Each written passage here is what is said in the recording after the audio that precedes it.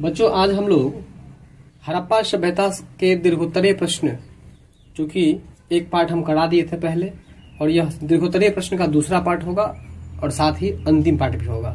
जितना भी महत्वपूर्ण होगा इस वीडियो में ही पूरा कवर कर देंगे। और इसके अलावा हड़प्पा सभ्यता से जुड़ा हुआ कोई भी प्रश्न ऐसा परीक्षा में नहीं आएगा जो आपको जितना भी प्रश्न पढ़ाए हैं उसमें से ना मिले। टोटल प्रश्न इतना ही प्रश्न में से आपको मिल जाना है। पर आपकी परीक्षा में जो भी प्रश्न आएगा हड़प्पा सभ्यता से, बस इतना पढ़ लीजिए, इतना ही में से आपका काम चल जाएगा। तो आइए, सबसे पहला प्रश्न, सिंधु घाटी की नगर निर्माण की प्रमुख विशेषताएं क्या है? मतलब सिंधु घाटी के नगर निर्माण, मतलब सिंधु घाटी सभ्यता था ना, वहाँ जो लोग नगर का निर्माण किए थे उस नगर के बारे में आपको विशेषता बताना है। ठीक है? या उसी क्वेश्चन को जो पूछने का दूसरा तरीका है, हड़प्पा संस्कृति की नगर योजना, भवन योजना और स्नानागार में क्या योगदान है? नगर निर्माण में आपको नगर योजना, भवन निर्माण, स्नानागार सब कुछ आ गया, क्योंकि नगर का निर्माण हुआ तो केवल आपको सीधे शहर बन गया उससे तो नहीं। शहर में रहने के लिए लोगों को भवन तो चाहिए, तो भवन निर्माण के बारे में भी आपको बताना होगा उसमें, और स्नानागार के बारे में भी, साथ में अन्नागार के बारे में भी आपको चर्चा करना होगा।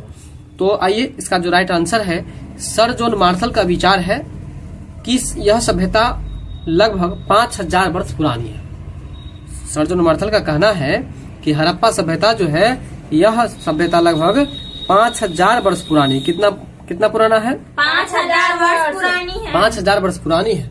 उनका कहना है कि मेसोपोटामिया और मिस्र जैसे देशों में कुछ ऐसी ही मिट्टी के बर्तन और मोहरें मिली हैं जो मोहनजोदड़ो तथा हड़प्पा के बर्तनों से मिलती जुलती है। कहने का मतलब यह है कि जॉन मार्शल साहब का कहना है कि मेसोपोटामिया एक जगह है और मिस्र एक जगह है, वहां पर कुछ ऐसे देश हैं, है ना, मेसोपोटामिया और मिस्र के कुछ ऐसे क्षेत्र हैं जहां पर आपको मिट्टी के बर्तन और मोहर प्राप्त हुए हैं। ठीक है? ठीक उसी तरह से मोहनजोदड़ो और हड़प्पा में जो भी बर्तन मिले हैं वह आपको मेसोपोटामिया और मिस्र के जैसे ही बर्तन मिले हैं। बात यहाँ तक क्लियर हो गया? चलिए, तो ये था आपको जो है सो जॉन मार्शल का विचार। इनका कहना है कि हड़प्पा सभ्यता जो है लगभग 5000 वर्ष पुराना है, और उनका कहना है कि मेसोपोटामिया और मिस्र जैसे देशों में जो मिट्टी का बर्तन पाया जाता था वही बर्तन हड़प्पा और मोहनजोदड़ो में भी देखने को मिलता है। सबसे पहला पॉइंट, सुनियोजित नगर यानी कि वेल प्लान्ड। सिंधु घाटी सभ्यता की खोज से पता चलता है कि इस समय के लोग प्रायः नगरों में रहने वाले थे। अब यहाँ से एक प्रश्न बन गया कि सिंधु सभ्यता कैसी सभ्यता थी? नगरीय सभ्यता थी। और नगरीय सभ्यता थी, इसका मतलब लोग कहाँ रहते थे? गांव में कि नगर में? नगर में। वही बात है कि इस समय के लोग जो है प्रायः नगरों में रहने वाले थे। नगर में बड़ी बड़ी सड़कें थी, नगर में बड़ी सड़कें, हाँ, बड़ी बड़ी सड़कें थी जो एक दूसरे को समकोण पर काटती थी। नगर में जो है तो सड़क कैसी थी? बड़ी मतलब सड़क का निर्माण इस हिसाब से किया गया था जो कि आपको 90 डिग्री पर वह काट रहा था। मान लीजिए कि ये देखिए, ये सड़क इधर से गई है, ये इधर की ओर जा रही है ना, और फिर इसके बाद ये सीधा इधर की ओर मुड़ गई। तो देखिए टेढ़ा तो नहीं है, तो ये सीधा गई है, सीधा यहाँ पर कितना डिग्री का कोण बना? 90 डिग्री का। फिर यहाँ से आई, फिर इधर गई अगर, तो यहाँ भी 90 डिग्री का। फिर अगर इससे इधर गई तो देखिए यहाँ पर 90 डिग्री का बन रहा है। कहने का मतलब हड़प्पा सभ्यता में, नगर में जो भी सड़क का भी निर्माण किया गया था वो सब आपको समकोण पर काटती हुई नजर आती थी, यानी कि 90 डिग्री पर काटती हुई आपको नजर आती थी। ठीक है? ये सड़कें 4 मीटर से 10 मीटर तक चौड़ी होती थी। ये सड़क जो होती थी आपको 4 मीटर से लेकर के 10 मीटर तक आपको चौड़ी होती थी। बाजार के दोनों ओर लगभग 25 मीटर से 35 मीटर चौड़ी गली भी होती थी।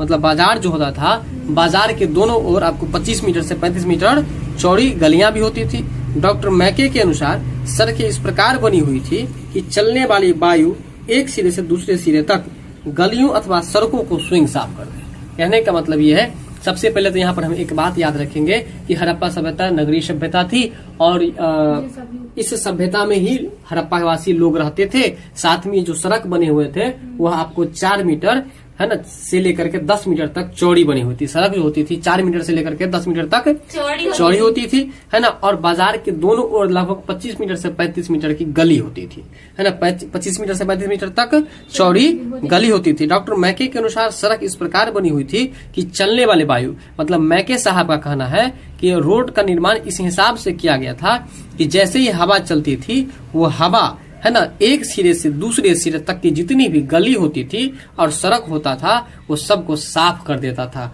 इसका कारण था कि 90 डिग्री बना था। 90 डिग्री पर बनने से के कारण जैसे कि हवा आई तो फिर लेकर के सबको क्या करी, सब कचरा को लेकर के फिर आगे फेंक दी, फिर वहां से फिर दूसरा। बात समझ में आ रहा है? मतलब इस हिसाब से निर्माण किया गया। जैसे हवा चला कि पूरा कचरा जितना भी होता था वो सब आपको साफ हो जाता था। अगला है सुव्यवस्थित निकास व्यवस्था। निकास का मतलब क्या होता है?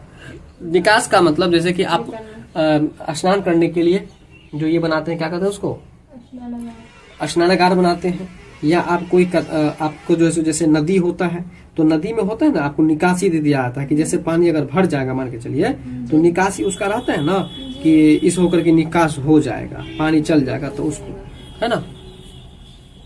तो वही बात है आपको कि निकास के लिए जो है व्यवस्था क्या था, क्या व्यवस्था कैसे, सुन लीजिए।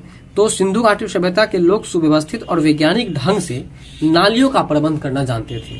मतलब वो लोग अपना गांव, अपने नगर का कूड़ा कचरा जितना भी होता था उसको निकास होने के लिए वो क्या, किसका प्रबंध किए थे?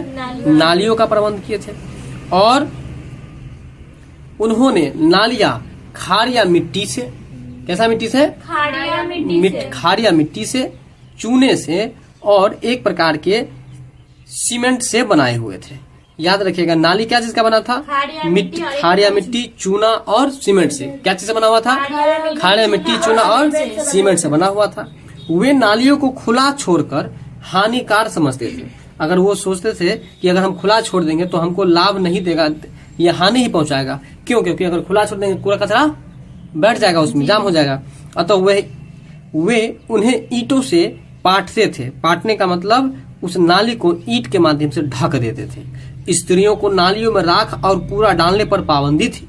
देखिए, पहले के हड़प्पा सभ्यता के लोग कितने अच्छे थे। स्त्रियों को नाली में जो घर का राख होता है वो राख और अन्य कूड़ा डालने से जो है पाबंदी लगाई हुई थी, है कि नहीं। और वर्षा के पानी की निकासी का विशेष रूप से प्रबंध था। मतलब वो जो नाली था ना वो मुख्य रूप से वर्षा के लिए बनाया गया था कि वर्षा का पानी जो आएगा या फिर सबके घर का जो कूड़ा कचरा वाला पानी होगा वो भी आपको नाली के माध्यम से नदी में चला जाएगा। सारांश रूप में कहा जा सकता है कि उन लोगों का सफाई की ओर विशेष रूप से ध्यान था।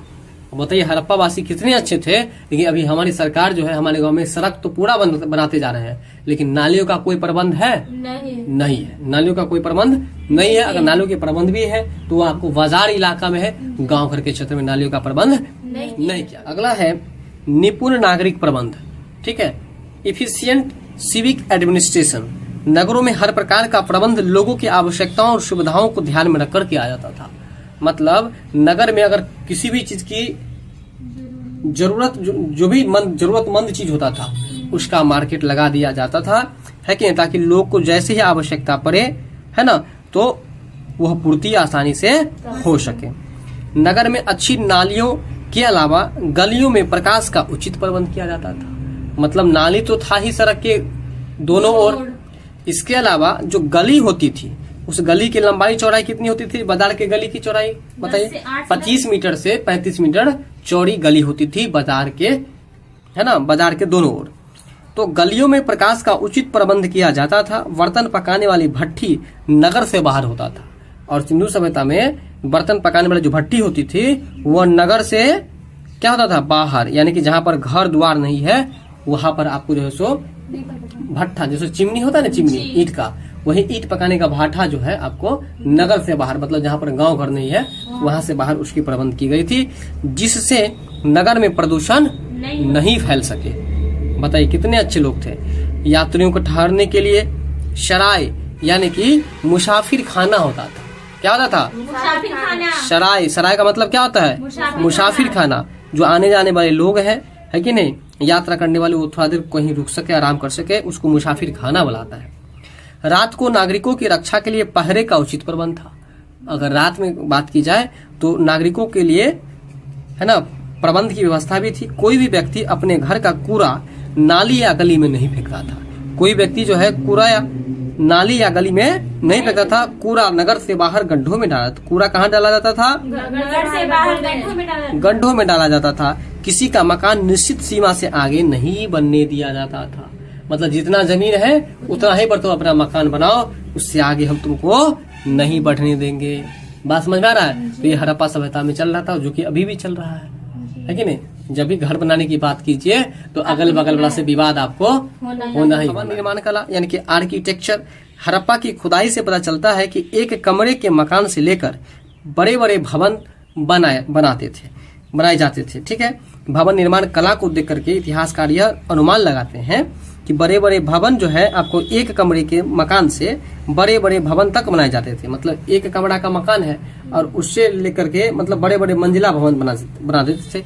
ये भवन 3 प्रकार के होते थे। एक होता था रहने का घर, दूसरा होता था पूजा का घर या पब्लिक का हॉल जो सार्वजनिक महाकक्ष के रूप में होता था, तीसरा होता था सार्वजनिक स्नानागार जिसमें कि सभी लोग मिलकर के स्नान कर सकते थे। मकान प्रायः पक्की ईंट के थे। अगर आपसे पूछे कि सिंधु सभ्यता का मकान जो बना हुआ था क्या चीज का बना हुआ था? पक्की ईंट का कई मंजिल होते थे। अभी जस्ट आपको चर्चा कर दिए ना कि जैसे कि एक मकान बन गया और उस मकान पर कई मंजिल बनाए जाते थे। ऊपर जाने के लिए सीढ़ियां होती थी। मकानों में वायु धूप आने के लिए रोशनदान, है ना, मकान में वायु आ सके धूप आ सके इसके लिए रोशनदान और खिड़कियों का भी प्रबंध था। किसका प्रबंध था? तो रोशनदान और खिड़कियों का भी प्रबंध था, व्यवस्था किया गया था। प्रत्येक मकान में रसोई घर और स्नान घर अवश्य होता था। जितना भी मकान होता था उसमें रसोई घर, हाँ, और स्नान घर यह अवश्य होता था। घर में एक कुआं भी होता था। जैसे अभी कुआं नहीं है, ट्यूबवेल है, कॉल है, उसी तरह से पहले हर घर में एक कुआं होता था। हड़प्पा के निवासियों के विषय में एक विशेष बात कही यह भी है कि वे रोम के निवासियों की तरह दिन में कई बार स्नान करते थे। मतलब जिस तरह से रोम के निवासी दिन में कई बार स्नान करते थे, ठीक उसी तरह से हड़प्पा के वासी जो थे वह भी दिन में आपको कई बार स्नान करते थे। चलिए, सार्वजनिक भवन जो होते थे उसमें स्तंभों वाला हॉल होता था। क्या होता था? स्तंभ का मतलब खंभा वाला हॉल होता था। अन्न संग्रहालय का मतलब अन्नागार विशेष रूप से उल्लेखनीय है। स्तंभों वाला हॉल 30 वर्ग फुट का होता था। वो जो पिलर वाला हॉल था वो आपको 30 वर्ग फीट का मतलब 30 फुट स्क्वायर का, ठीक है। और अन्न संग्रहालय जो होता था वो 200 गुने 50 फुट, इसका मतलब 200 जो फुट होता था वो आपको लंबाई और 50 फुट उसका चौड़ाई, जिसमें 50 फुट आपको लंबाई और 20 फुट चौड़ाई वाला आपको फुट के स्टोर, यानी कि स्टोर का मतलब जहां पर आप कोई चीज रख सकते हैं, जमा कर सकते हैं। तीसरी प्रकार की जो भवन थी वह आपको स्नानागार होता था। बात समझ रहे हैं जी? तीसरा प्रकार का भवन जो था वो स्नानागार होता था। वो स्नानागार का आकार जो होता था 180 वर्ग फुट लंबाई और 180 वर्ग फुट चौड़ाई। इस स्नानागार का आंतरिक आकार जो होता था 29 मीटर आपको लंबाई, 23 मीटर चौड़ाई और 8 मीटर उसका ऊंचाई फुट होता था, मीटर नहीं। 29 फुट लंबाई, 23 फुट चौड़ाई और 8 फुट उसका ऊंचाई होता था। क्या चीज का बताइए? स्नानागार का। इसके चारों ओर बरामदे होते थे। स्नानागार के चारों ओर क्या होते थे? स्नानागार क्या बोले? बरामदे, बरामदा जिसको बुलाता है, बरांडा नहीं, बरामदा, है ना। स्नानागार को पानी से भरने के लिए एक कुआं भी होता था। वो जो स्नानागार होता था जिसमें से लोग स्नान करते थे उसके लिए कुआं होता था। कुआं में से भर दिए पहले, फिर स्नान किए। गंदे पानी का निकासी के लिए प्रबंध था। अनुमान लगाया था कि सार्वजनिक स्नानागार धार्मिक अवसरों पर सामूहिक रूप से नहाने के लिए किया जाता था। यानी कि जो सार्वजनिक स्नानागार होता था उसमें लोग धार्मिक कोई पूजा प्रतिष्ठान होता था उस समय ही सभी लोग वहां पर पहुंचते थे। मतलब डेली के जीवन में नहीं, दैनिक गतिविधि भी उसका प्रयोग नहीं करते थे। दैनिक गतिविधि के लिए सबके घर में एक एक स्नानागार होता ही था, लेकिन सार्वजनिक स्नानागार जो होता था उसका प्रयोग, जैसे अभी हम लोग, जैसे छठ होता है तो हम लोग पोखर में जाते हैं, सामूहिक रूप से जाते हैं। ठीक उसी तरह से हड़प्पा सभ्यता के जो लोग थे वो किसी धार्मिक कार्य पर, धार्मिक अवसर पर ही वो सार्वजनिक स्नानागार का प्रयोग करते थे। तो ये था आपको सिंधु घाटी के नगर निर्माण की। एक बार हम आपसे कुछ महत्वपूर्ण लाइन जो है जो आपके लिए ऑब्जेक्टिव में महत्वपूर्ण बन सकता है, तो बताइए कि सर जॉन मार्शल के अनुसार हड़प्पा सभ्यता लगभग कितना वर्ष पुराना? 50,000 वर्ष पुराना। 50,000 वर्ष पुराना था। मतलब सर जॉन मार्शल के अनुसार से सिंधु सभ्यता जो था वह आपको लगभग 5,000 वर्ष पुराना था। कितना था? 5,000 वर्ष पुराना था, है ना। 50 नहीं, 5,000 वर्ष पुराना था। इसके बाद जो है आप बताएंगे कि सिंधु सभ्यता में जो आपको मिला था मिट्टी का बर्तन, वह किस देश के मिट्टी के बर्तन के जैसे था? तो एक मिस्र का, एक मेसोपोटामिया का। मतलब मेसोपोटामिया और मिस्र में जो बर्तन मिले थे सेम वैसे ही बर्तन आपको हड़प्पा सभ्यता में देखने को मिला था। बात समझ में आ रहा है जी। इसके बाद है आपको, है कि नहीं, सुनियोजित नगर के बारे में अगर हम बात करें, ठीक है, तो नगर का निर्माण इस हिसाब से किया गया था, नगर में सड़क का निर्माण इस हिसाब से किया गया था कि जो जितने भी सड़क होते थे वो 90 डिग्री पर अर्थात समकोण के हिसाब से काटता था, जिसके कारण से अगर वायु चलती थी तो पूरा पूरा कचरा जो है अपने आप साफ हो जाता था। आगे है, अगर आपसे पूछे कि सड़क कितने मीटर लंबे और कितने मीटर चौड़े होते थे, तो आप बताएंगे कि ये जो सड़क होते थे 10 मीटर लंबे। देखिए कभी भी लंबाई जो होता है ना वो आपको ज्यादा होता है, चौड़ाई कम होता है, इसलिए देखिए 4 मीटर से लेकर के 10 मीटर दिया हुआ है। तो ये आपको लंबाई चौड़ाई नहीं है, यहाँ पर ये याद रखिए कि मतलब मिनिमम छोटा सा सड़क जो होता था वो 4 मीटर होता था, और बड़ा जो सड़क होता चौड़ाई, जो ये चौड़ाई है दोनों का, मिनिमम जो होता था वो 4 मीटर का होता था, और मैक्सिमम जो होता था वो 10 मीटर का आपको चौड़ा सड़क होता था। बाजार के दोनों ओर जो है आपको क्या था बताइए, गली होती थी। वो गली की जो चौड़ाई होती थी वो 25 मीटर से लेकर के 35 मीटर तक। यहाँ तक समझ में आ गया। फिर है कि मैके के अनुसार चलने वाली वायु समकोण के हिसाब से क्या करते थे, गली को साफ कर देते थे। ठीक है, यहाँ तक बात समझ में आ गया। अच्छा, अगर हड़प्पा सभ्यता की नालियों का प्रबंध की अगर बात करें हम, तो वो नालियां क्या क्या चीज का बना था बताइए? खड़िया मिट्टी का, खली मिट्टी का, छाड़िया मिट्टी का, चूना का और सीमेंट का। और नाली को ढक के रखते थे कि खोल के रखते थे? ढक के रखते थे। ढक के रखते थे। क्या चीज से रखते थे? ईंट से। कैसे रखते थे? ईंट से। अच्छा बताइए, नालियों में महिलाओं को राख रखने का स्वतंत्रता था? नहीं था। नहीं, राख और कूड़ा डालने पर पाबंदी लगी हुई थी। पाबंदी का मतलब उस पर ये लगा हुआ था, क्या लगा हुआ था? रोक लगा हुआ था। बात समझ में आ रहा है जी। इसके बाद चलिए आप, तो अब जो है अब बताएंगे आप लोग कि वो जो पूरा कचरा महिलाओं को रोक लिया, लगा दिया कि भाई आप नाली में नहीं रख सकते, तो फिर रखते कहाँ थे वो लोग? नगर से बाहर, नगर से बाहर गड्ढा में दबा देते थे। ठीक है यहाँ तक? चलिए अब आप बताएंगे कि गली जो होती थी उस गली में लाइट का प्रबंध था कि नहीं था? जी था, बिल्कुल था, है ना। और यात्रियों को ठहरने के लिए उस नगर में मुसाफिर खाना भी बनाया गया था। और मुसाफिर खाना को हम और पर्यायवाची के रूप में क्या कर सकते हैं बताइए? बताए थे सराय। क्या कर सकते हैं? सराय। जैसे मुगल सराय है, दल सिंह सराय है। तो सराय का मतलब क्या हुआ?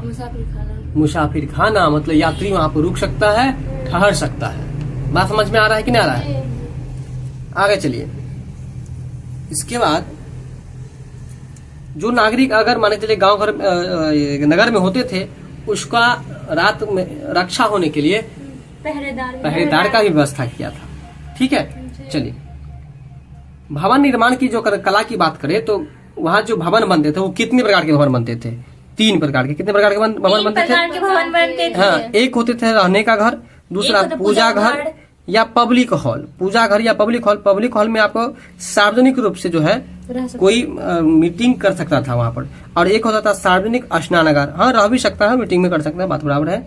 एक होता सार्वजनिक स्नानागार। तो सार्वजनिक स्नानागार जो होता था वह आपको किसी खास धर्म के कार्य पर जो है उपस्थित होकर के सभी लोग क्या करते थे, उसमें शरीक होकर के मिल करके तब जाकर के स्नान करते थे। ठीक है जी। तो ये था आपको हड़प्पा संस्कृति की नगर योजना, भवन निर्माण और स्नानागार के बारे में। इसके बाद जो प्रश्न है अगला, हड़प्पा सभ्यता के पतन के कारणों। अब देखिए हड़प्पा सभ्यता का पतन किस तरह से हो गया? पतन का मतलब होता है उसका विलुप्त हो जाना। और ये प्रश्न आपको 2009, 13, 16, 2019 और 2021 में पूछा जा चुका है, यानी कि लगातार 5 बार पूछा जा चुका है, इसलिए ध्यानपूर्वक इसको देख लीजिए।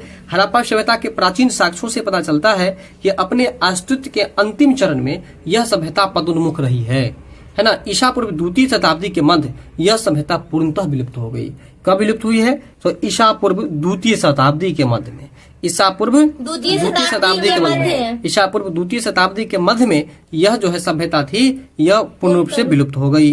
हड़प्पा सभ्यता के काल और निर्माताओं की तरह इसके पतन को लेकर भी विद्वान का एक मत नहीं है। अगर आपसे पूछे कि हड़प्पा सभ्यता का पतन कब हो गया, तो आप बताएगा कि ईसा पूर्व 2वीं शताब्दी के मध्य में। ईसा पूर्व 2वीं शताब्दी के मध्य, पूरा बोला कीजिए, ईसा पूर्व 2वीं शताब्दी के मध्य में हाँ पतन हो गया इसका। इसके बाद देखिए सर्वश्री मार्शल, मैके और SR राव हड़प्पा सभ्यता के पतन का एकमात्र कारण है ना नदी की बाढ़ बताते हैं। एकमात्र कारण जो है मतलब मार्शल के अनुसार से, मैके के हिसाब से, एस आर राव के हिसाब से जो है हड़प्पा सभ्यता के पतन का कारण केवल एक ही कारण बताया जा रहा है, और वो बताया जा रहा है सिंधु नदी में जो बाढ़ आ गई थी उसके कारण से लोग वहां से पलायन कर गए, और कुछ लोग जो है सो आपको उसमें विलीन भी हो गए। चूंकि अधिकांश नगर नदियों के तट पर बसे हुए थे, अधिकांश नगर जो थे वो कहाँ पर बसे हुए थे? नदियों के तट पे अब बसे नदी के तट पर बसे थे। जैसे नदी में बाढ़ आएगा तो क्या होगा, फिर लोग तो वहां से जाना चाहेगा। जी। वही हुआ जिन्हें प्रति वर्ष आती थी। मोहनजोदड़ो एवं हड़प्पा की खुदाइयों से पता चलता है कि इनका अनेक बार पुनर्निर्माण भी हुआ है। मतलब हड़प्पा और मोहनजोदड़ो का खुदाई जो हुआ, उस खुदाई से यह भी पता चला है कि इसका कई बार पुनर्निर्माण हुआ है, मतलब फिर से इसका दोबारा से निर्माण हुआ है। मार्शल महोदय को मोहनजोदड़ो की खुदाई में प्रतिवर्ष बाढ़ के कारण जमा हुई बालू की परतें मिली है। मतलब मार्शल महोदय को मोहनजोदड़ो की जब खुदाई की गई तो प्रतिवर्ष बाढ़ के कारण से क्या मिला खुदाई के बाद? तो जमा हुआ बालू की परत मिली। नहीं समझ में आया? पानी जो मतलब आपको चलता है तो बालू जमा हो जाता है ना, वही मिला। मैके महोदय को चन्नू दरों से बाढ़ के साक्ष्य मिले हैं। मैके महोदय को चन्नू दरों से बाढ़ के क्या मिले हैं? साक्ष्य मिले हैं, प्रमाण। साक्ष्य मतलब प्रमाण, प्रूफ है ना, साबुत। इसी प्रकार एस आर राव को भी लोथल, भाग जाओ आदि से भीषण बाढ़ के साक्ष्य मिले हैं। मतलब कुल मिला के सभी का विचार देखिए एक ही चीज आ रहा है, बाढ़। क्या मिले हैं? बाढ़। अतः इनका संयुक्त निष्कर्ष है कि बाढ़ ही इस नगरीय सभ्यता का प्रमुख कारण है। बाढ़ जो है इस नगर की सभ्यता के पतन होने का प्रमुख कारण है। बात यहाँ तक समझ में आया कि नहीं? आने वाले बाढ़ को यदि पतन का प्रमुख कारण माना जाए तो यह प्रश्न उठता है कि वे नगर जो नदियों के तटों पर अवस्थित नहीं था उनका पतन कैसे हुआ? सही बात है कि मान चलिए कि अगर जो नदी के किनारे था उसका तो पतन हो गया कि लोग वहां से चले गए, लेकिन जो नगर नदी के तट पर नहीं था तो फिर उसका पतन कैसे हो गया? तो उस परिस्थिति में एक बात और यहाँ से उठ करके आ रहा है, अतः निश्चित ही इस सभ्यता के पतन के लिए कुछ अन्य भी कारण थे। मतलब इससे स्पष्ट होता है कि केवल उसका कारण बाढ़ ही नहीं था, इसका और भी दूसरा कारण था। इस तारतम्य में Mortimer, wheeler, garden, child, Piggott आदि विद्वानों ने बाहरी आक्रमण को भी पतन का कारण बताया। मतलब कुछ विद्वानों का यह भी कहना है, जिसमें कि देखिए मार्टिमर, व्हीलर, गार्डन, चाइल्ड और पीगट महोदय का कहना है कि हड़प्पा सभ्यता के पतन के कारण जो है बाहरी आक्रमण भी था। मतलब बाहर के लोग यहाँ पर आकर के आक्रमण करते थे, जिसके कारण से इसका पतन हो गया। पुरातात्विक साक्ष्यों से संकेत मिलता है कि मोहनजोदड़ो को लूटा गया था, और पुरातात्विक साक्ष्यों से यह भी पता चलता है कि मोहनजोदड़ो को क्या किया गया था? लूट लिया गया था। वहाँ के लोगों की हत्या कर दी गई थी। व्हीलर के अनुसार 1500 ईसा पूर्व आर्यों ने आक्रमण करके हड़प्पा सभ्यता के नगरों को ध्वस्त किया और वहाँ के लोगों को मार डाला। बात समझ में आ रहा है? Einstein, AN. घोष आदि विद्वान जलवायु परिवर्तन को हड़प्पा संस्कृति के विनाश का कारण मानते हैं। अब देखिए आर.एन. Einstein, AN. घोष ये क्या करते हैं? जलवायु परिवर्तन जो होता था उसके कारण से हड़प्पा सभ्यता के पतन के कारण मानते हैं। मतलब हड़प्पा सभ्यता के पतन में जो है ना बराबर खेल, बराबर विचार है। मतलब लोगों का अनेक विचार है, बहुत सारा जो है सो लोगों का विचार है, कोई भी एक कारण नहीं बताया जा रहा है। बात समझ रहे हैं कि नहीं समझ रहे हैं? हड़प्पा संस्कृति के विनाश के कारण मानते हैं। आर.एन. सहनी भूतत्व वैज्ञानिक जल प्लावन को इस सभ्यता के पतन के कारण मानते हैं। माधव स्वरूप वत्स H.T. लैबरी के अनुसार नदियों के मार्गों में हुआ परिवर्तन इस सभ्यता के पतन का कारण बना। अब देखिए नदियों के मार्ग में हुआ परिवर्तन मतलब क्या हुआ? नदी में अत्यधिक बाढ़ आई। जब अत्यधिक बाढ़ आई तो नगर का पानी कहाँ भाग गया? नगर की ओर चला गया, जिसके कारण से जो है सो आपको वहाँ के लोग पलायन कर गए। UKR का कहना है KUR कैनेडी मलेरिया और महामारी जैसी आपको बीमारी का कारण बताया जा रहा है। मतलब हड़प्पा सभ्यता के पतन में ये KUR कैनेडी का कहना है, KUR कैनेडी का कहना है कि भाई यहाँ के जो लोगों का पतन हुआ यानी कि हड़प्पा सभ्यता का पतन हुआ उसमें मलेरिया और महामारी जैसे अन्य बीमारी के आक्रमण प्रभाव के कारण से लोग जो है यहाँ से पलायन कर गए। इस प्रकार उपयुक्त सभी कारणों ने मिलकर हड़प्पा सभ्यता के नगरों का विनाश किया है। इस तारतम्य में बीबी लाल का यह कथन है कि काफी उपयुक्त प्रतीत होता है कि जलवायु परिवर्तन है ना, प्रदूषित वातावरण और व्यापार में आई भारी गिरावट के फलस्वरूप हड़प्पा सभ्यता की समृद्धि समाप्त हो गई तथा नगरीकरण का क्या हो गया? अंत हो गया। तो ये था आपको हड़प्पा सभ्यता के पतन का कारण। एक बार पुनः हम बताते हैं कि हड़प्पा सभ्यता के पतन किस तरह से हुए थे। देखिए हड़प्पा सभ्यता के पतन का सबसे प्रमुख कारण बाढ़ को बताया जा रहा है। वहीं कुछ विद्वानों का कहना है कि यहाँ पर जो है आपको वर्षा भी कम गई, जिसके कारण इस प्रश्न में आपको ज्यादा बात नहीं दिया था, लेकिन मौखिक सुन लीजिए। वर्षा की मात्रा भी बहुत ज्यादा कम गई, जिसके कारण से सुखाड़ बढ़ा। जब सुखाड़ बढ़ा तो अकाल पड़ा, भूखमरी बढ़ गई, जिसके कारण से लोग यहाँ से पलायन कर गए। कुछ विद्वानों का यह भी कहना है कि सिंधु नदी में बाढ़ आई और बाढ़ आने के कारण से उसका रास्ता जो है आपको निकल गया नगर की तरफ, जिसके कारण से लोग वहां से पलायन करके दूसरे जगह चले गए। इसके कारण से ही पतन हो गया। वहीं कुछ कहते हैं कि वहां का जलवायु बार बार परिवर्तन हो रहा था, जिसके कारण से लोग वहां से पलायन कर गए। ये भी एक बात आ रहा है। इसके बाद जो है इसके विनाश का कारण एक और बताया जा रहा है, ठीक है, कि मलेरिया और महामारी जैसे विभिन्न प्रकार की बीमारी का प्रभाव बहुत ज्यादा रहा, जिसके कारण से लोग यहाँ से पलायन कर गया। तो मुख्य रूप से हड़प्पा सभ्यता के पतन का उपरोक्त यही सब कारण था। ठीक है। इसके बाद जो आपका अगला प्रश्न है वो कुछ इस तरह से। अब जो आपका अगला प्रश्न है, मोहनजोदड़ो की विशेषताओं का वर्णन करें। मतलब मोहनजोदड़ो जो नगर था उसकी प्रमुख विशेषताएं क्या थी, ये आपको बताना है। ठीक है। मोहनजोदड़ो हड़प्पा सभ्यता का सबसे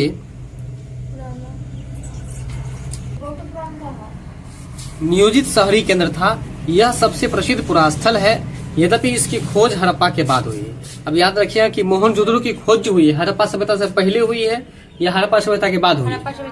हड़प्पा सभ्यता के बाद हुई है। सबसे पहले हड़प्पा सभ्यता की खोज हुई है, जो कि 1921 ईस्वी में खोज हुई है। कब हुई है? 1921 ईस्वी। 1920 में हड़प्पा सभ्यता और मोहनजोदड़ो की खोज 1921 में। सॉरी, 1921 में आपको हड़प्पा सभ्यता की खोज और मोहनजोदड़ो की खोज 1922 में हुई है। चलिए, अब जो आगे है आपका, मोहनजोदड़ो शहर को नियोजकों ने 2 भागों में बांट दिया। मोहनजोदड़ो शहर को कितने भागों में बांट दिया? 2 भागों में बांट दिया। एक भाग छोटा है लेकिन वह हिस्सा अधिक ऊंचाई पर बनाया गया है। एक भाग छोटा है लेकिन वह हिस्सा कहाँ पर बनाया गया है? अधिक ऊंचाई पर। दूसरा भाग अधिक बड़ा है लेकिन नीचे बनाया गया है। पुरातत्वविदों ने इन्हें दुर्ग और निचला शहर का नाम दिया है। मोहनजोदड़ो की प्रथम भाग अर्थात दुर्ग की ऊंचाई का कारण यह था कि यहाँ की संरचनाएं कच्ची ईंटे के चबूतरों पर बनी थी। ठीक है। दुर्ग को दीवार से घेरा गया था, जिसका अर्थ है कि इसे निचले शहर से अलग किया गया था।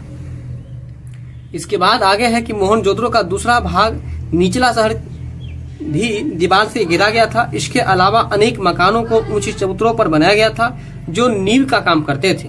अगला पॉइंट है, मोहनजोदड़ो शहर का संपूर्ण भवन निर्माण कार्य चबूतरों पर एक निश्चित क्षेत्र तक सीमित था। ऐसा इसलिए जान पड़ता है कि पहले बस्ती का नियोजन किया गया था और फिर उसके अनुसार कार्यान्वयन किया गया था। मोहनजोदड़ो में सुनियोजित ढंग से नालों का निर्माण किया गया। तो ये जो प्रश्न अभी पढ़े हैं यह आपको परीक्षा के दृष्टि से उतना ज्यादा महत्वपूर्ण नहीं है, फिर भी आने वाले टाइम में महत्वपूर्ण बन सकता है, इसलिए हमको ये पढ़ाना पड़ा है। आगे एक अति महत्वपूर्ण प्रश्न है जो कि आपको जानना अधिक जरूरी है। आइए इसको भी जरा हम जानते हैं। अगला और दीर्घ उत्तरीय प्रश्न का जो ये लास्ट प्रश्न है, इसको भी जरा देखिए। सिंधु घाटी सभ्यता के सामाजिक और धार्मिक जीवन पर प्रकाश डालना है। सामाजिक स्थिति क्या है? मोहनजोदड़ो तथा हड़प्पा की खुदाई से यह ज्ञात होता है कि सिंधु घाटी का अधिकतर जनता खेती करती थी। सिंधु घाटी की अधिकतर जनता जो थी वो क्या करती थी? खेती करते थे, जो साधारणतया नगरों की चार दीवारी से बाहर रहते थे।